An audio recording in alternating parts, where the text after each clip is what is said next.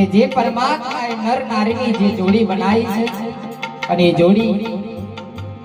સંતો વાણીની અંદર ભલામણ કરે છે કે પરમાત્મા જે દાડા જોડી તું તોડે તારે બાપ એની વેદના કહી ન જાય બાપ પણ